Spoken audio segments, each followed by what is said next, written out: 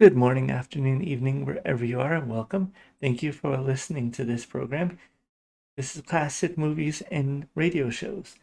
We are doing an episode today of Fibber McGee and Molly.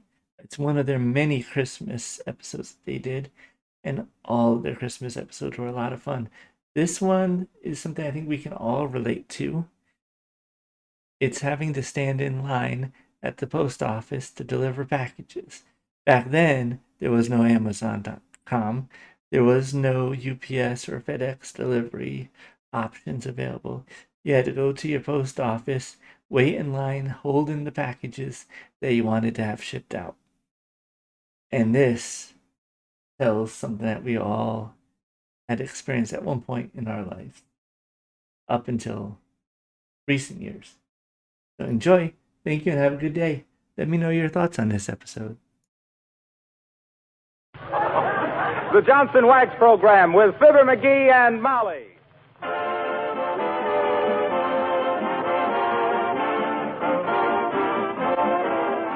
The makers of Johnson's Wax and Johnson's Self-Polishing Glow Coat present Fibber McGee and Molly, written by Don Quinn, with music by the King's Men and Billy Mills Orchestra. The show opens with Crazy Rhythm.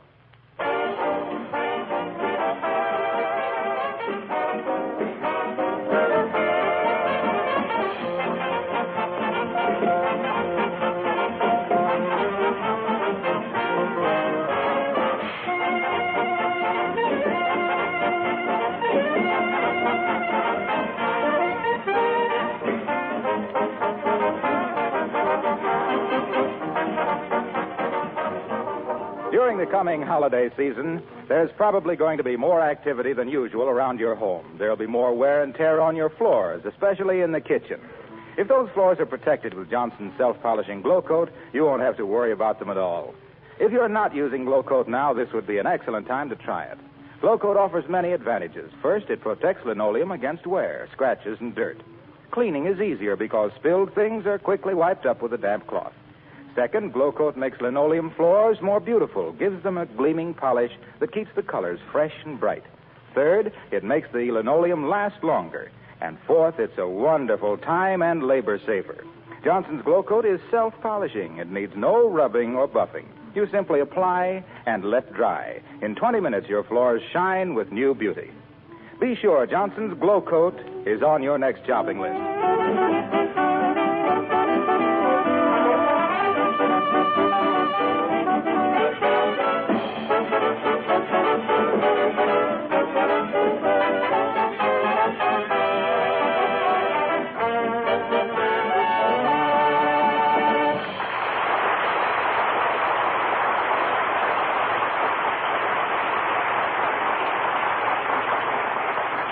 Mailing your Christmas packages early is a great idea for two reasons.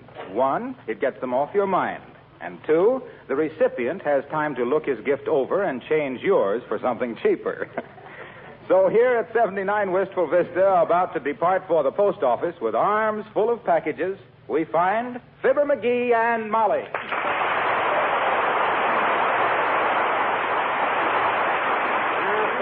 Wait a minute, dearie. Let's be sure we got everything. Okay. Here's the one for Aunt Bess. Yeah. One for Uncle Dennis. We don't have to mail that. He'll be with us over Christmas. He's going to be with us here for Christmas? Sure. Oh, happy Yuletide. McGee, don't be like that. Where's your Christmas spirit? I had it up on my closet shelf, and Uncle Dennis found it, and... McGee! That's enough of that. Yeah. Would have been enough for me, but that guy is so thirsty. Please, let's not discuss Uncle Dennis anymore. Okay. Hey, why don't we go down to the post office after supper instead of now? Might be less of a crowd down there. I don't know if they're open that late. Oh, I'll see. Hand me that phone. Thanks. Hello, operator. Give me the post up. Oh, is that you, Mert? Yeah. How's everything, Mert? It is, eh? What's say, Mert? Your 17-year-old sister. Had her face lifted. Oh, heavenly days. What'd she do that for? Couldn't help it. She bought a false face for a New Year's party, and somebody swiped it. What say, Mert? Yes, it laid there.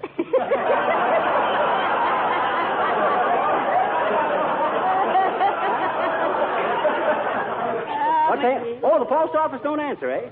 Okay, never mind, Mert. Well, come on, Molly. I guess we better go on down there now. All right. You got enough money with you for stamps? Oh, I don't need any. I got an account with the government. Income tax, FHA, HOLC. Oh, dear. Come in. Hey, Mr. McGee, Huh? come over to my house right away, will you? What's the matter now? My brother was rehearsing his Santa Claus act, and he got a horn caught in his pants.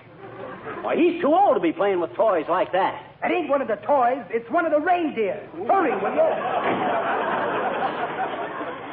Well, are you going, McGee? No, he ain't the only guy who gets antlers in his pants around Christmas.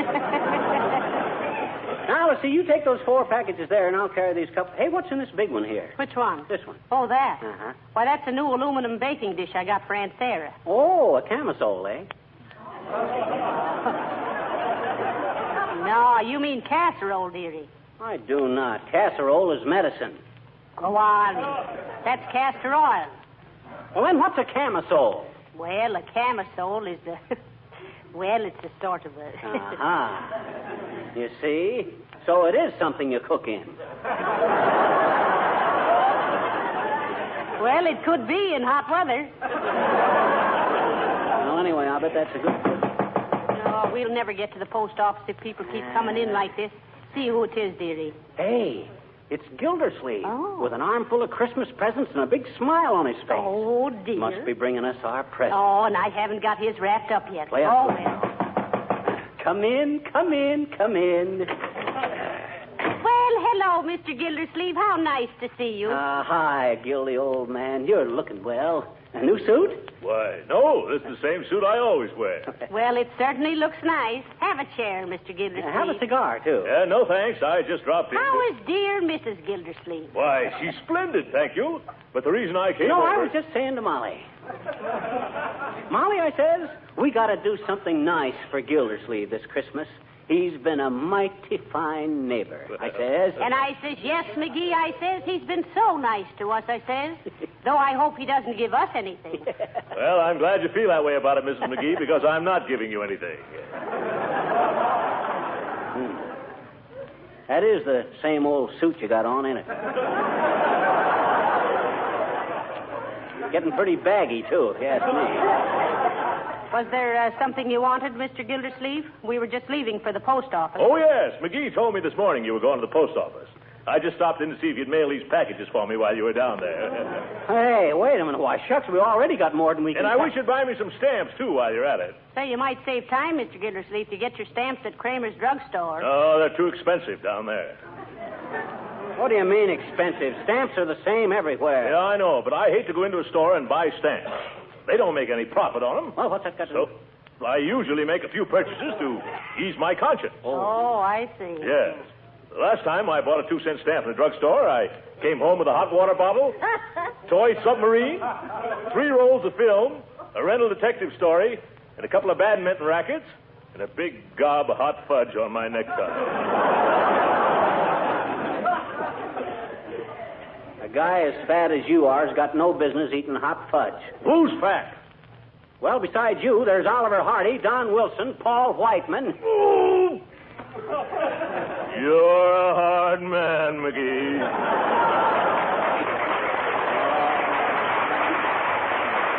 Now, let's not get into any argument, boys. We'll get your stamps for you, Mr. Gildersleeve. What kind do you want? Well, I want 2 sheets of 5s, 4 sheets of 1s, 1 sheet of 2s, and 3 sheets of 4s. Spit out your gum and do it again, Gildersleeve. Well, all right. I want 3 sheets of 2s, 2 of 3s, 4 of 5s, and 5 of 4s. How about 6 of ones and half a dozen of the others? Gildersleeve, they don't make any 4-cent stamps. Oh, yes, they do. They do not. They do, too. They do not. They do not. No! Boys, stop fussing. Well, if I knew as little about my own government as this big chowderhead. Don't you call me a chowderhead, you little termite. Gildersleeve, one of these days you're going to exonerate me too far. And I still say they don't make any 4-cent stamps. How do you know? Because I used to work in the post office, that's how I know. Is that so? Yes, that's so. Well, I started working in the post office when I was knee-high to a mailbox. He did. I had charge of the branch in the Savoy Hotel. Stamping at the Savoy McGee, I was known as. stamping at the Fibber McGee. Slick as silk and strong as Samson at slamming a sack of circular single-handed on a schooner sailing to the South Seas or a streamliner scheduled to scoot to Sioux City. Celebrated as a salary-saving super salesman by selling scores of 6-cent stamps to sentimental sailors, sending souvenirs to sweeties in Samoa, Siam, Ceylon, San Salvador, and similar scattered seaports. Smiling and singing as I stamped and sealed stuff from city to city and state to state. A solid civil servant serving citizens and scamps. Well, let's get down to the post office and buy this lug some stamps.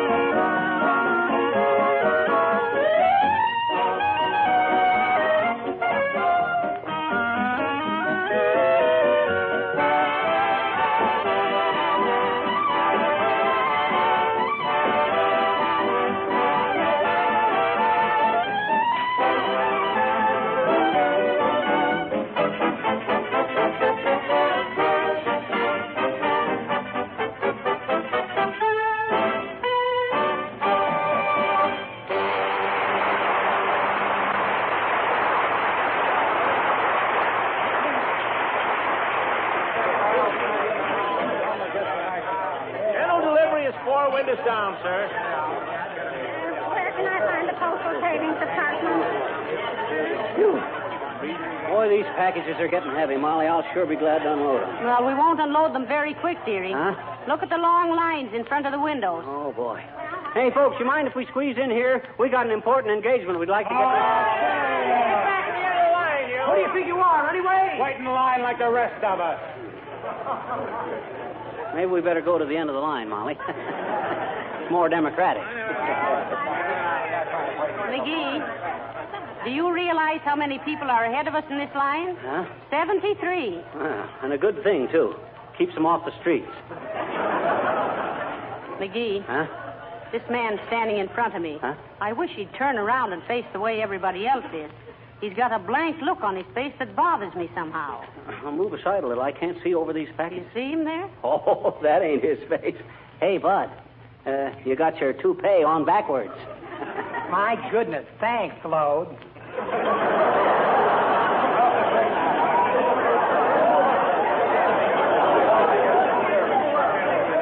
Oh, look, McGee, here comes Mrs. Uppington. Mrs. Uppington? What's she doing in a post office? Don't she know these places are infested with common people? I see she brought her Pekingese along to lick the stamps for her. Oh, how do you do, Mrs. Uppington? So nice to see you. Oh, how do you do, Mrs. McGee? And Mr. McGee? Hi, Uppy. Hi, puppy. Good heavens, what a lot of people. Do you have to stand in line like that? Don't you know anyone in an executive position who would take care of you? Well, me and Jim Farley was great pals, Uppy, but Jim don't work here anymore, and I don't know the new guy. Besides, we're no better than anyone else. I think, my dear, as the saying goes, you have something there. Mailing your Christmas packages. Oh, no. No, we just brought them down here to see if they were wrapped up as pretty as other people.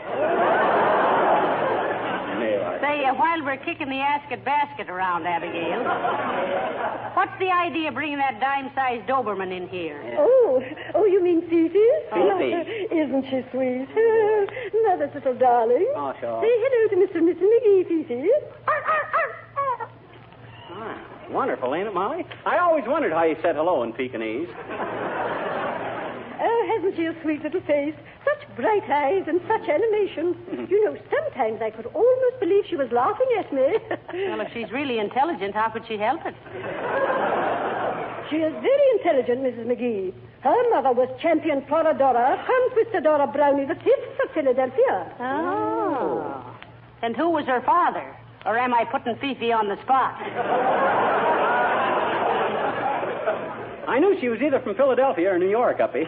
She's got that metropolitan look. Oh, thank you, Mr. McGee. Don't thank him for that one. I still don't know why you should bring her into the post office, Mrs. Uppington, when everything is so busy. Oh, well, I wanted her to mix with the crowds, Mrs. McGee, to give her some real holiday atmosphere. This is Fifi's first Christmas, you know. Isn't it, Fifi? She muffed that one, Uppy. She said hello again. Well, if she did, she must have had a very good reason for it. Oh. Fifi is a very intelligent dog and very valuable, too. She's worth at least $2,000. $2,000? What do you mean, $2,000? Why, shucks, that's more than I'm worth. Well, some dogs are worth more than others. Good night.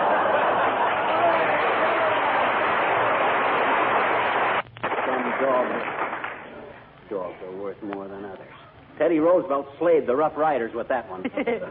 Some dog. Say, I wish we could get up to the window. This line hasn't moved 2 feet in a half hour. Well, I'll take care of that. Watch me. Hey, up ahead there. Can't you move along any faster?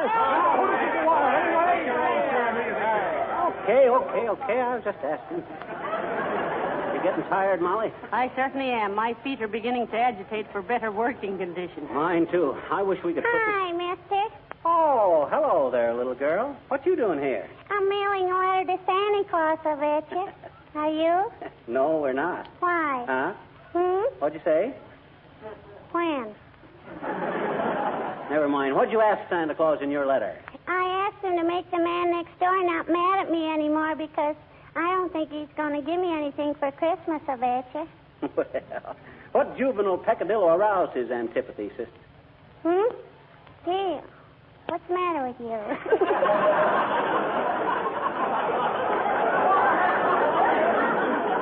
Pardon me, mister. Pardon. I said, what'd you do that made the man next door mad at you? Last summer, I went in his backyard and I picked some of his permissions. Some of his what? Permissions. You know, it's a kind of a fruit that makes the picker pucker. Oh, I see what you mean.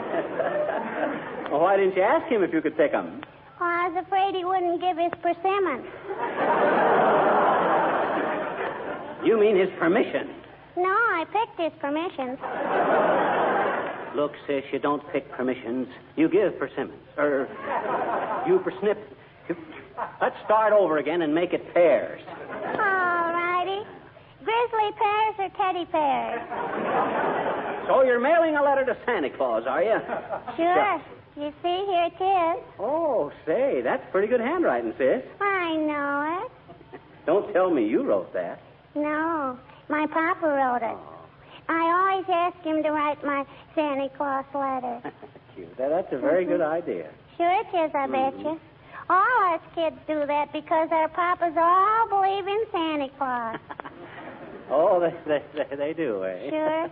So why should we tell them any different if it makes them happy? Come on, mister.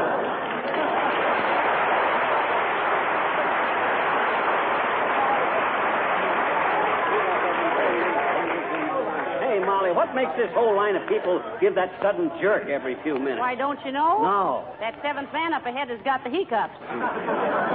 All I gotta say... Hi there, Fibber. Hello, Molly. Hello, Mr. Wilcox. Hi, Harlow. Hey, take my place in this line a while, will you? I want to go sit down someplace for a while. Me too. Gee, I'm sorry, folks. I'd like to, but I haven't got time. I just dashed in here to mail some special orders to Racine, Wisconsin. What do you mean by special orders? Says he with a sly twinkle in his eye. Well, you know how important it is to have a home clean and shining with Johnson's Wax when all the family is home for the holidays. Yes, we do. And how gleaming hospitality of Johnson waxed floors and furniture lends an air of cheerfulness to Yuletide gatherings. Yeah, naturally, we understand all that. And how Johnson's Wax will beautify and protect against the wear and tear of Christmas and New Year celebrations. Dad, Rabbit, what's so special about that? Oh, just to get the orders in on time. Oh, I see. So you can do your Christmas shipping early. Don't you get it, Molly? I said... Tain't funny, McGee.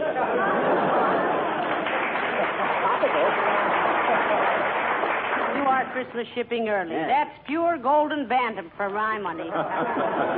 Yeah, the only difference between Fibber and a corn crib is that you can hear the corn through his crack. I'll see you later, folks.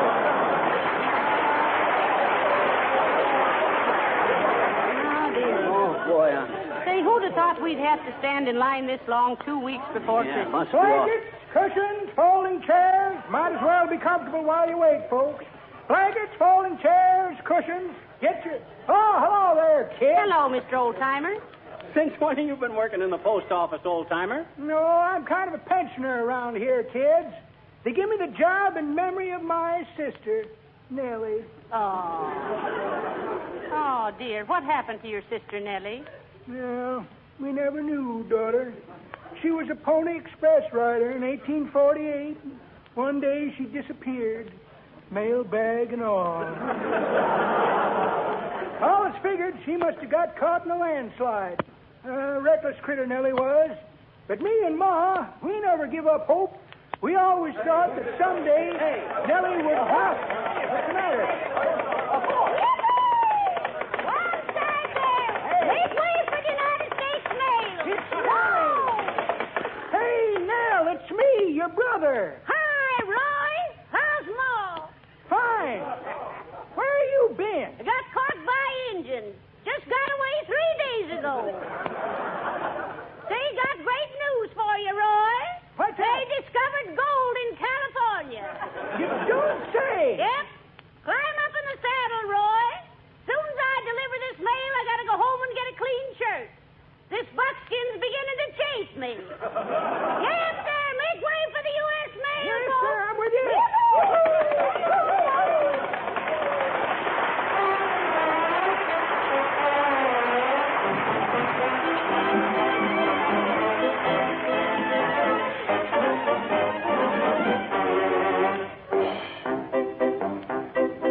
The King's Men sing Hilda. Hey, look, Hilda, who plays in the band. She plays the bass drum, and I tell you she's grand. My heart goes trick, trick, trick. It jumps so high, it beats so quick. Then she gets up with a big hot lick. Boom, boom, ba-doom. Bing! Every feller wants to tell her, will you be my wife? She keeps beating and repeating, never in your life. Hey, would build a little love nest for two. Risk, raspberry, boom, boom, boom, boom, boom, boom, boom, boom, boom. Oh, may Hilda, may goodness I love you.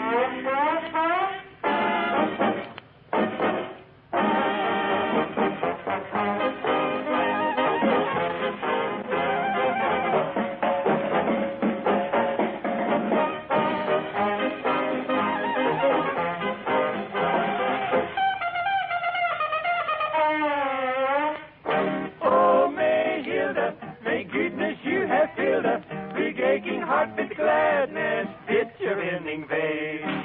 And until the day you say a will, the night's heart filled with sadness. Tell me, waiting pale. A look, Hilda, who plays in the band. She plays the bass drum, and I tell you she's grand. My heart goes trick, trick, trick. It jumps so high, it beats so quick. Then she gets up with a big hot lick. Every feller wants to tell her, will you be my wife? She keeps beating and repeating, never in your life. Hey, would build a little love nest for two. Risk, raspberry, boom, boom, boom, just for two. Risk, raspberry, boom, boom, boom, boom, boom, boom, boom, boom, boom. Oh, my Hilda, may goodness I love you.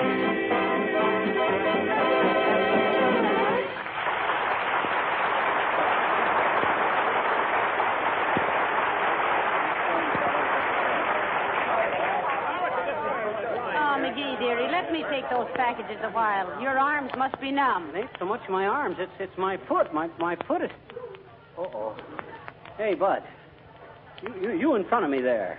Si, senor. Look, I don't like to be rude, and you'll please forgive me for introducing myself, but I'm Fibber McGee. Very happy to meet you, senor. Permit me to introduce me. I am Pedro Gonzalez Gomez Vargas Pereira de Feria. Hi, Pete.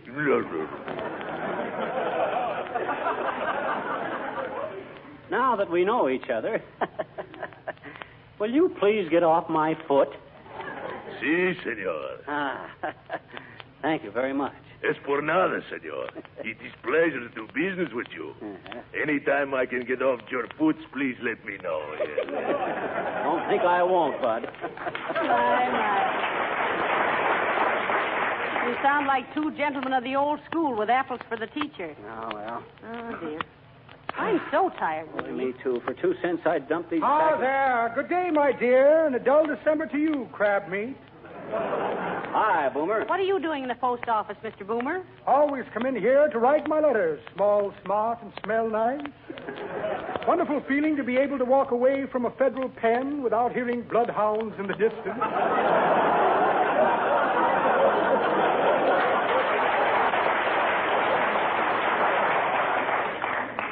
I hope you're writing your dear old mother a Christmas letter, Mr. Boomer. Exactly what I am doing, my dear.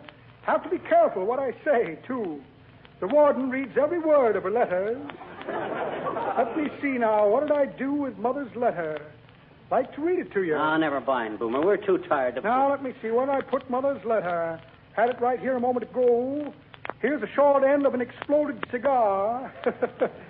Just the butt of an old joke, you might say.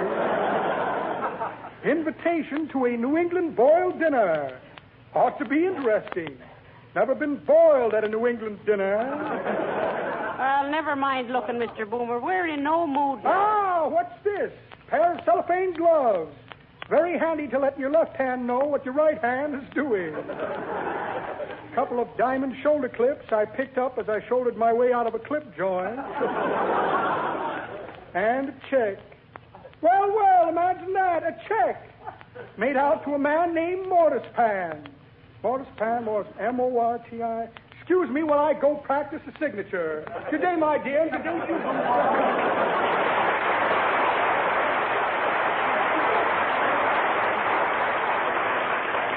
What a crook.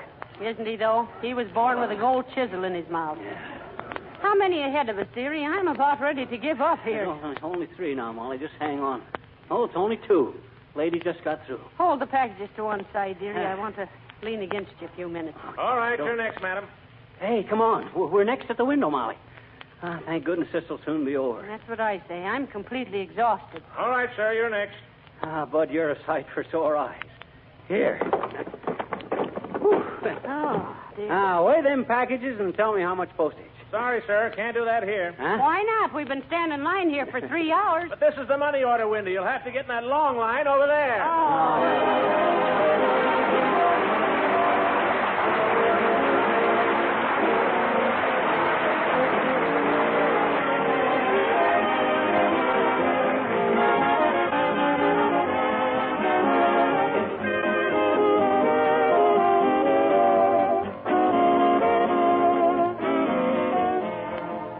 Fibber and Molly will be back in just a moment.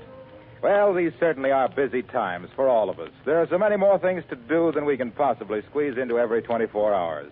That's probably one reason why so many women sing the praises of Johnson's self-polishing Glow Coat, the floor polisher that saves them so many hours of work. With Glow Coat, the care of floors, especially linoleum surfaces, is remarkably simple. There's practically no work to it at all. Just pour a little Glow Coat onto the Johnson. With Glow Coat, the care of floors, especially linoleum surfaces, is remarkably simple. There's practically no work to it at all. Just pour a little Glow Coat onto your clean floor, spread it around, and let it dry. Come back in 20 minutes to find a sparkling surface, colors bright and cheerful, protected against scratches and dirt. And Glow Coat will greatly lengthen the life of your linoleum, too.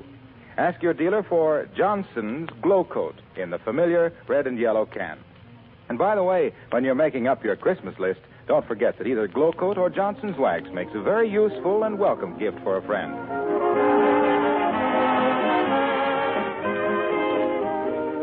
Ladies and gentlemen, the prevention and control of tuberculosis is a year-round fight. But only at Christmas time are you asked for financial support and encouragement. That's right. So be sure your letters and packages are decorated with Christmas seals. Thank you, and good night. Good night, all.